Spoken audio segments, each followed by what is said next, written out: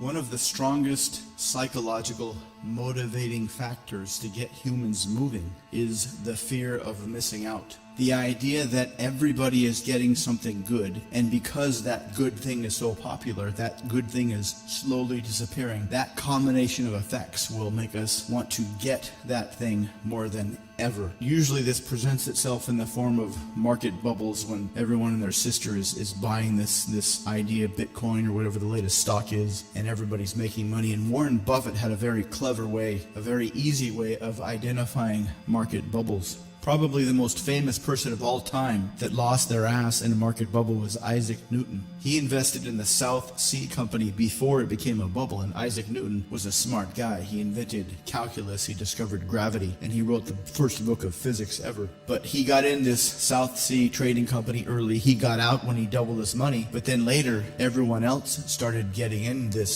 South Sea Company as it became a bubble. One of the more interesting places where the fear of missing out presents itself is in Christian mythology. The idea, according to a lot of Christian belief systems, is that at the end of time, Jesus is going to come back and he's going to choose who has been good and he's going to choose who has been bad. And the people that have been good Christians will go with him and experience the kingdom of heaven for eternity. But the people that haven't been good Christians, they are going to be left behind and be left out of the kingdom of heaven for eternity. And this sounds exactly like the fear of missing out. The question is this Christian idea of the end times, of the final judgment, is this just a mythology because we have this instinctive biological fear of missing out? Or did God create us in his image and he purposely gave us this instinctive fear of missing out to prepare us for the final end times when they come? If it is true that we are indeed made in God's image and Jesus will come and make a final judgment,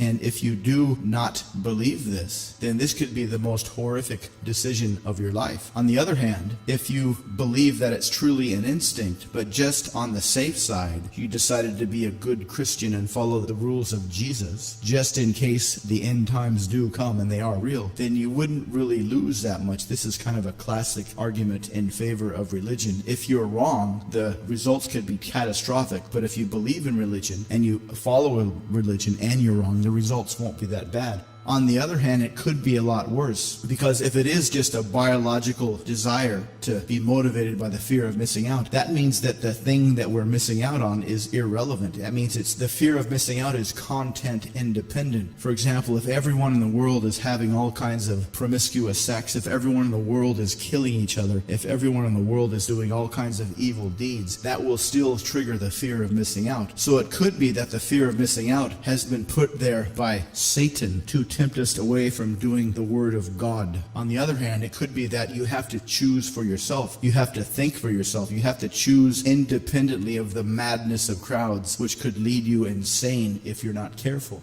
Because nothing is as important as being able to think for yourself. Because if you can't think for yourself, if you become obedient, blindly obedient to the fear of missing out, you could be led horrifically astray. And it is your own intellect that you need to rely on to decide if what is compelling you to action is based only on that deep instinctive fear of missing out, or if you have an intellectual and logical, rational reason for doing what you're doing. Because after you've made a decision, especially if it is one born of the fear of missing out, it could be the worst decision you've ever made. And it could be that God gave us this instinctive fear of missing out to make sure we only do the right thing by careful choice and not just because of instinctive programming. But once you come to the conclusion that this is a very powerful force of human behavior, that once your mind-body system is overcome with the fear of missing out, it's very hard to resist that action, especially if everybody you know is taking the same action. That is kind of when independent thought vanishes and we voluntarily assimilate into the madness of the crowd. After Isaac Newton got in and got out, doubling his money, after all of his friends started to get in, and after all of his friends started to make a lot of money, he couldn't resist it. Isaac Newton himself gave in to the fear of missing out. He got in near the top of the market bubble, but then he got out way down at the bottom after it had crashed and he had lost everything. So even someone with the sheer strength of intellect as Isaac Newton was not immune to the madness of crowds. And Warren Buffett said, when your idiot neighbor is getting rich, that is a guarantee that there is a market bubble happening. And when that's happening, that can be the most important time to not jump in, but that can also be the most difficult time to avoid jumping in. But if you're an advertiser, if you're a marketer, and you can create a legitimate fear of missing out for your product, you can sell that product to millions of people and they will buy this product without even knowing what it is. So long as you generate a realistic, a believable sense of missing out surrounding your product using false scarcity and social proof and authority, you can sell millions of dollars worth of product without anyone even needing to know what the product is or what it does.